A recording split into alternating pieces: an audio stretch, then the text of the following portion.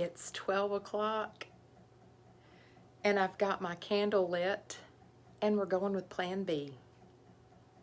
Welcome to Colorful Conversations. Who's watching? I see one little eyeball already. So, sometimes we have to go with Plan B. And my plan for Colorful Conversations today was I was going to be in the dark in my office and I was going to have one lone candle burning. And with every point in my lesson today, I was going to light another candle until the room was illuminated. And it was so dark you couldn't even see anything. I could see nothing at all. So we just are going with Plan B. Now we have our little candle lit and it just smells great in here in my office. So there you go, Plan B. We are so glad you're joining us today on Colorful Conversations. This is the first time I've been asked, and I'm so excited because I'm going to talk about something that is my favorite topic, probably in the whole world. Now, if Alice had asked me to speak on gardening, it would have been bad. I don't have a green thumb. I don't even desire to have a green thumb. If Alice had asked me to speak on roller skating, it would have been really bad because I haven't done that in about 30 years. But I got to choose my own topic, and so we're going to talk about today telling your story. And this is near and dear to my heart because I happen to be an author. So let's talk for a second before we get into the book that inspired today's talk and every Wednesday talk. I'm going to tell you a little bit about myself, and then I want you to tell me a little bit about yourself. So I am a leader in Color Street. I love Color Street. I love this business. I love helping other people. I love the things that I've learned in this business. I'm thrilled to be a part of it. I'm also a retail store owner. So right here in Lubbock, Texas, I own a store called Stems by Benny Jackson. Yes, my husband's name's on the building. He's the genius behind it. I just do a lot of the grunt work and a lot of the internet work. And I really prefer that his name's on the building, not mine. That way we can just direct all the problems to him instead of to me. See, that was smart on my part. I'm a new puppy mom. If I look tired and haggard, it's because I have a new puppy at home, and we are way ding dong too old for puppies in our household. We had an empty nest, we could sit around in our underwear, and now we have a puppy and we have to have everything protected. And then when we have everything protected, he just chews on whatever we're wearing. So it's got to be a certain length. If it's too long, he chews on it. If it's too short, he chews on it. Wow, puppies. Oh, it's crazy, but he's awfully cute. I'm a noticer. So I love the book by Andy Andrews, The Noticer. When I'm out and about, I notice things that other people don't notice. And that's partly how I tell my story, is by noticing things in the world. So we're going to talk about that here in a little bit. I am an author. I have written 4 books. I like to say 2 of them are really good and 2 of them are just not so great. But I've still published 4 books and they're out there. So we're going to talk to you today about telling your story. And this excites me because I've told my story in many different ways. So maybe one of these ways will spark you into wanting to tell your own story. That's what today is about. Now, I know some of you are talking to me, and truthfully, I have old eyes. So if I'm going to read your comments, I have to look like this, and it's kind of crazy. So I'll go back and read some comments when we're done here, and I'll try to respond to you that way. But if not, I have to get real close and you can see my nose hairs, and nobody wants to see that. So let's get started. We're glad you're here. I guess for Christmas last year, I was given this book. If I'm remembering correctly, Alice, you can correct me, but Alice gave me the book, The 4-8 Principle, and it's based off of Philippians 4:8, which happens to be an amazing verse that everyone should live by, no matter who you are or what you believe. This is a great verse for living. And so I'm going to read from you from page 30, a little spot that spoke to me when I was preparing for this talk. It says, let's see. So first of all, let me just tell you what Philippians 4:8 says, and I'm going to read it in, let's see if it says somewhere right here in the first. I have it in my notes. But anyway, it's the verse that says, whatever things are true, whatever things are noble, whatever things are right, whatever things are pure, whatever things are lovely, whatever things are excellent, whatever things are admirable and praiseworthy, think on these things. And so the author, Tom Newberry, says on page 30, he says, can you imagine Paul's advice in the reverse? It might go something like this. Finally, folks, whatever is untrue, dishonest, unjust, impure, ugly, negative, vicious, or worthy of criticism, think on these things. Now, who would follow that advice? Certainly not myself. And it's certainly not advice that you want to pass on to your children. So when I'm speaking today about telling your story, we want to speak about the positive things, not the negative things that this verse, Philippians 4:8, talks about. So the first thing that I want to encourage you on telling your story is, let me get my notes back in order here, is to think about things that are true. So let me hear from you as you're watching. Tell me something true about yourself, just one thing, and it can be as simple as where you live. It could be as simple as I'm married. It could be as elaborate as you want to tell me. But tell me something true about yourself. And then maybe tell me something that you would like to pass on to your children that's true about yourself. So we're going to let you talk, and then we're going to come back and comment on some of those things. But every one of us has a story to tell. We might think that we're not interesting. We might think that no one is interested in hearing it, but we all have a story to tell if we start looking for a story. So you're gonna tell me something that's true about yourself. Or maybe you want to tell me about a time that you laughed really loud, like so hard that you wet your pants. You laughed so hard that tears run down your legs, as some people say. Or maybe you want to tell me about a time when you survived something. Maybe you were in a bad car wreck. Maybe that's your story, and you were in a bad car wreck and you survived it. Maybe you survived being in Snowmageddon a few months ago, and you want to tell your story about how you didn't have food or heat for several days, but you survived. Maybe there was a time when you were scared. I went ziplining down Ski Apache about 2 years ago, and it was exhilarating and scary, but I had a story to tell about that. So everyone has a story to tell, and I want to encourage you today to think about how you're going to tell the story. I hope by the end of this talk you are ready to write your own book or your own journal because of this. So I'm going to tell you about my second book that I wrote, and it's in the just okay category. I love it because it's a true story, and it is called Retail Therapy. Now, I wrote this book after we had owned 2 retail stores, probably more than that, but 2 successful ones, and I thought I was never going to own another one. We thought we were done with that, and I thought, well, I can put all my secrets in this little book, this true story, and it won't matter because I'm not going to own another one. Remember what I told you at the first of this? I'm a retail store owner. Again.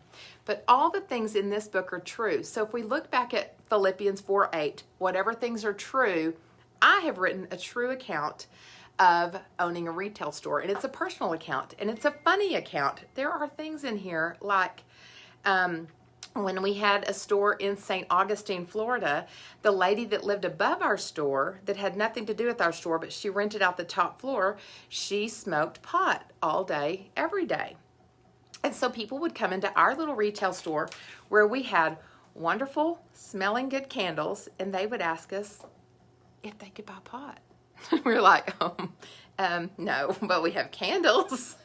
So this book is full of great and funny things, true stories that happened as we owned a retail store. Another story in here was the time that I picked up poop with my bare hands in the bathroom because someone decided to poop in our bathroom floor, but I thought it was little black rocks, and it was not. So there are all kinds of stories, but this is my story. This is my rendition of owning a retail store. So I've told a true story from a funny perspective right here. If you do something interesting in your life, which we all do, you can tell a story. You can write a story about that, and people will want to hear it. So, whatever things are true. Let me tell you another thing that I have written that is true, and I hope you're still telling me some true things that have come up in your life, because we're talking about Philippians 4:8, whatever things are true, and we've stopped right there. My last book, and it is in the category of, yes, this is a great book. It has like way up there for me. It was actually #1 on Amazon in my category for about 4 minutes when it first came out, which is amazing. Now it's like number 793,421, but it's still out there. And it is a little on the risque side, but not really.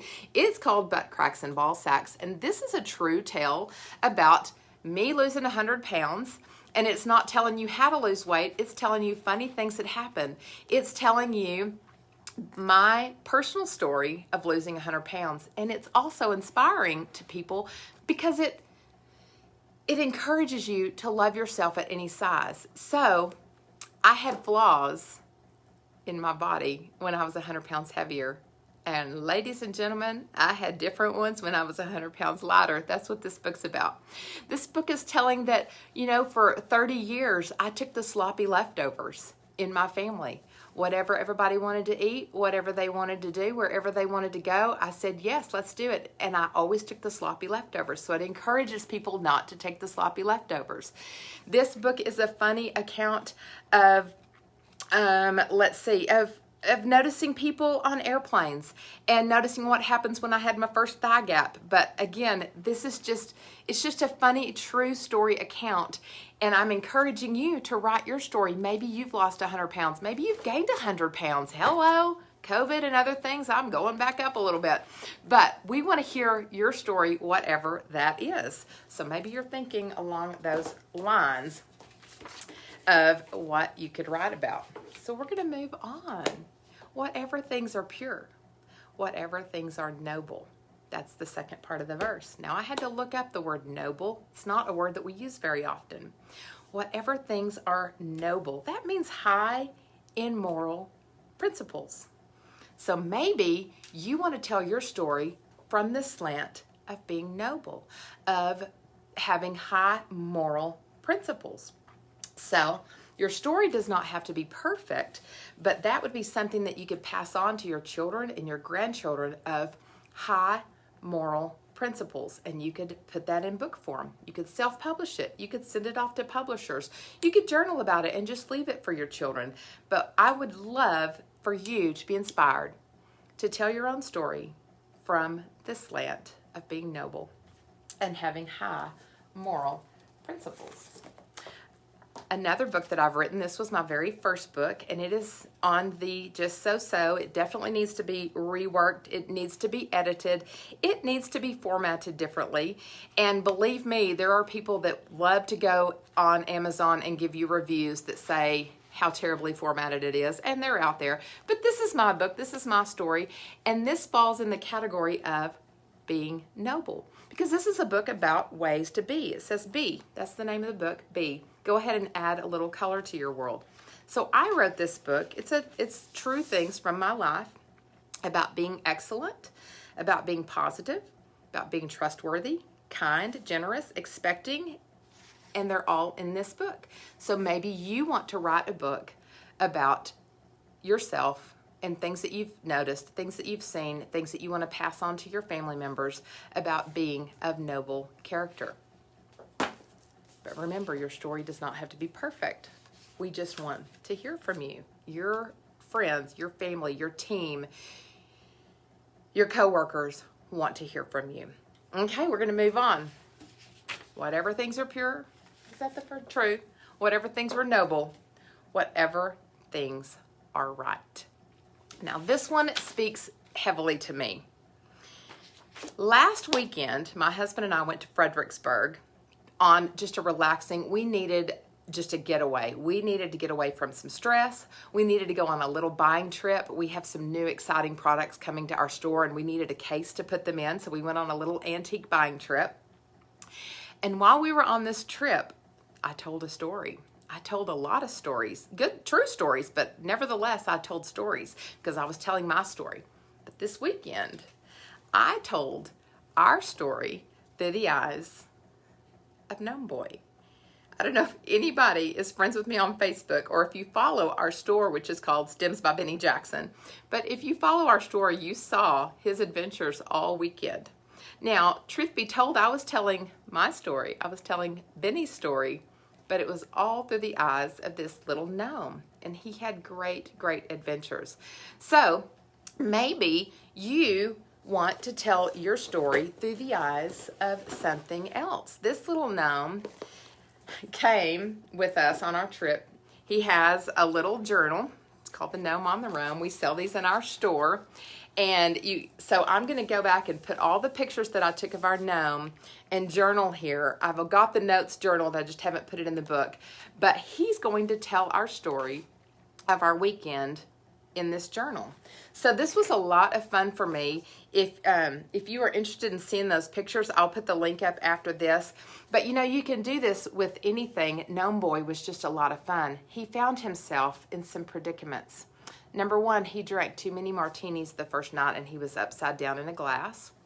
He also got caught peeking through a women's restroom at an outhouse. We were out at this place. We went to the restroom. There was this big picture window. Next thing I knew, he was on the windowsill outside peeking in. And so I got his picture doing that. I'll show you. He also met this fella in the bathroom. After he peeked in the window, I took his picture up here. I don't know if you can see this, but he is right up here on top of this picture. And yeah, this was in that women's bathroom. He was peeking in the window. And this is the artwork in the bathroom. And I'll tell you, I gave him a little thought bubble and he says, I met this fella on the bathroom wall. I must get myself to the gym. So I told my story of my weekend. I journaled it through the eyes of this gnome, and he had so many adventures. It was a lot of fun. So you don't have to take yourself too seriously when you're telling your story. You can have a lot of fun with it. Let's see what else he did. We played Jenga. Here he is playing Jenga. There's a stack of Jenga blocks, and then. Oh yeah, there was the big picture window, and there he is right down there peeking in. Luckily for the women in the bathroom, it's a one-way mirror, so you can't see inside, but who knew? It was just fun. It was a fun thing for me to do, and it was a fun way to tell the story. But while we're talking about that, when I took my pictures, when I was telling the story from this weekend, there were several unpleasant things that happened, including where we stayed. And so when we zoom in on the gnome, in, let's say, the martini glass, it was really an empty martini glass, and it was just down in the little lobby of our hotel, and I thought, well, that would be funny. We'll put him in that. But when you zoom in on little Gnomeboy on the martini glass, it looks like an amazing place. It looks fun. It looks like a grand place to stay. And when you zoom out, it wasn't great. It was like we were in the Twilight Zone. We wanted a refund. We wanted our money back. We were scared to stay there, and we had booked it for 3 nights and paid a lot of money for it. So in your life, in your story, it's okay sometimes to zoom in and talk about those things that are true, that are noble, that are right. Even though when you zoom out, there's a lot of other things going on. So I'm not even saying that your story has to be perfect or that you can only tell the good things, but sometimes it's okay to just focus on those good things. And sometimes it's okay, you've got these close friends that you can zoom out and share some other things with. Some people write tell-all books and they zoom out really far, and we're like, oh, wow. Wow, I'm not sure that I would have actually told all that. But you can tell your story however you want. Just know that you can hone in on those things that are true, that are noble, that are right. We're going to keep going. All right. Whatever things are pure, that is the next thing. Now, one of my favorite things in the whole world is music. I love listening to music. I love all kinds of music. And one of my favorite things to listen to is Sirius Radio, Garth Brooks. Now, I was not a Garth Brooks fan before Sirius Radio. I knew a few of his songs, but not a lot. But let me tell you why I love Garth Brooks radio now. Because he tells his story. I can listen to a song and be, oh, that's okay, that's a good song. But then he tells the story of how he wrote it, who he was with, what the inspiration was, and all of a sudden it's one of my favorite songs. So if you are not familiar with Sirius Radio and Garth Brooks, I say give it a try. Take a little free sample and listen to Garth Brooks for a month and see what you think. Now, one of the stories he tells that I love is very pure to me. When he talks about his love of Trisha Yearwood, you can hear it through the radio how much he loves her. It's very, very pure. He tells the story, and he calls her Miss Yearwood. He always calls her Miss Yearwood out of respect, and I love that. But last month, he started telling the story about the first meal she ever cooked for him. And, you know, without getting too graphic, it was one of their first dates, and she cooked him chicken Alfredo, and evidently it was so heavy and rich that they both fell asleep on the couch, even though they had other plans. But it's very funny to hear him tell this. It's very, very funny to me to hear their story, and it blesses me. So don't be afraid to tell a story of even a meal that you've cooked, which is going to lead us, and I'm going to talk about that, and that's pure. So whatever things are pure, and I love Garth Brooks, and I love pure love. So maybe you have a love story that you want to tell. Maybe you want to tell a story of your grandparents' love story or your parents' love story. But your children, your grandchildren deserve to hear and have passed down those stories that are true and lovely in your life. So I encourage you to write those things down. Pure love makes me think of Garth Brooks. All right, next one is lovely. So, whatever things are lovely. Have you gone on a journey? Have you been somewhere that was lovely? I would love to hear about it. What's the most lovely thing you've done? Have you been to an island? Have you been to a hospital to visit someone? Have you held someone's hand as they were on their last few days of life? That can be a journey, and it can be lovely, as hard as it is. So I would love to hear those stories from you. I would love for you to write those for the people around you and be inspired to write them. One of the books that I'm most proud of is called Snippets and Subtleties, and it's a book about my journeys. And it's written from the noticer's perspective. So, for example, I wrote about the time that I caught the oven on fire on my camping trip, and I have a picture of it. But it's a poignant story, and so everything in this book is about things that are lovely, journeys that I've been on, places that I've been, and I just had to come write them down because one day I want either my children or just random strangers to read this book and be blessed and think, oh, I need to stop and take a minute to smell the roses and think about what's going on. And so that's what this book is about. Maybe you want to write a book about a lovely journey that you've been on. I encourage you to do that. Now, the next part of Philippians 4:8 is whatever things are excellent. Do you have a favorite recipe? Like I have lots of favorite recipes. And I'm going to show you a book that I wrote about 20 years ago, and I'm going to encourage you to do the same. Now, funny thing is, my sister-in-law, Darla, talked about this a couple of weeks ago on Colorful Conversations, and I didn't even know she still had this book. But it's an old cookbook I put together, and it tells stories about the recipes that I put in here. And one of the recipes that she talked about was Ma Jackson's brownies. And so she talked about heritage and leaving behind a heritage. So I'm going to encourage you, maybe you just want to compile your your recipes into a book that's a heritage or a story to tell your story through recipes. And it takes a lot of time, but it would be a worthwhile, excellent thing for you to do and pass on to your family. So that's one way that you can tell your story through mealtime, through food, through memories of food. I am in the process of reworking this one and putting new recipes and new stories. And that's been one of the most exciting things that I've done in a long time is photographing the food that we're cooking, telling the stories. Night before last, I had a friend over, and she lost her son to brain cancer at 46 years old. This would have been 8 years ago.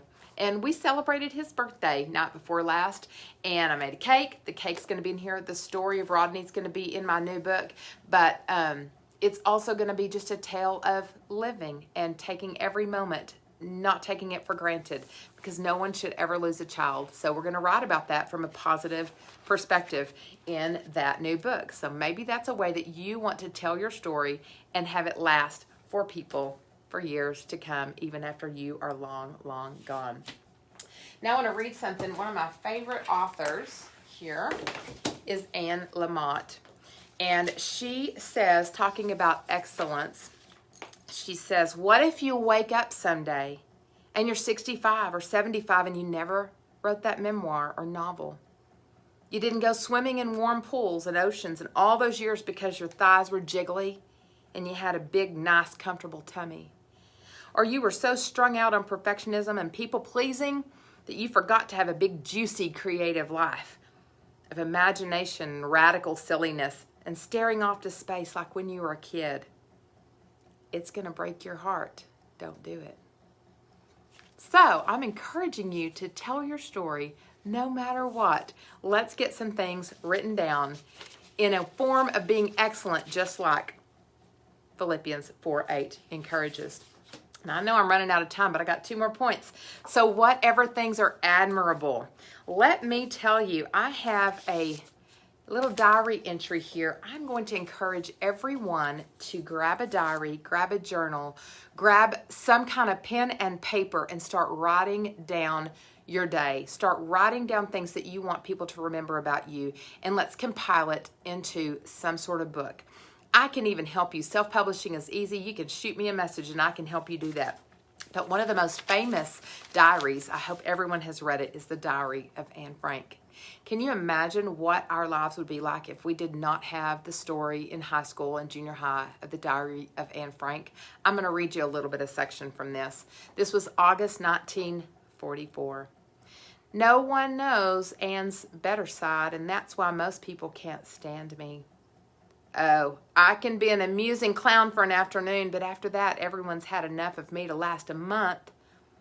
Actually, I'm what a romantic film is to a profound thinker. A mere diversion, a comic interlude, something that is soon forgotten. Not bad, but not particularly good either. And it goes on. Pull out the Diary of Anne Frank and read it again, and be blessed that she had the foresight to write down her stories. We want you to write down your stories. We think the world needs to hear your story. I think so. Let me show you another famous journal entry. This one's terribly sad, but I'm still glad it was written. I'm going to show you, this is actually his handwriting. It's Teddy Roosevelt. And all it says, it has a big X at the top. Can you see that? And it says, this is on February 14th, 1884. The light has gone out of my life. That's his whole journal entry. But if he had not told his story with this one sentence, we would not have known that on this day, February 14th, 1884, his wife and mother both died. The light has gone out of my life. And I've read, he never spoke of his wife's name again. It was too painful. But I'm so thankful he wrote this down. We need to hear your story. I want you to tell your story. It's very, very important. All right, so the last thing, I want to show you this really quickly. I'm on the last one here, whatever things are praiseworthy. But I bought this little junk journal on eBay. But you can make journals. You can make journals that are just junky, that you can write in. Who in your life is praiseworthy? Who in your life blesses you on a daily basis? Who in your life would love to hear your story and would be blessed by your story and would encourage you? We want to hear their name. We want to see you type their name below or make sure that they hear this. Just say thank you for those things that are praiseworthy in your life. Let me tell you one other way that you could tell your story. You could just make a Shutterfly book. You could put some pictures in there. You know, we scrapbook, but maybe you want to tell your story. We think about those Shutterfly books and those scrapbooks being books about like somewhere you've been or summer camp or going to Disney. But what if you just told your story in your own words and that was there to pass on to your family members one day when you're long gone, or to your grandchildren?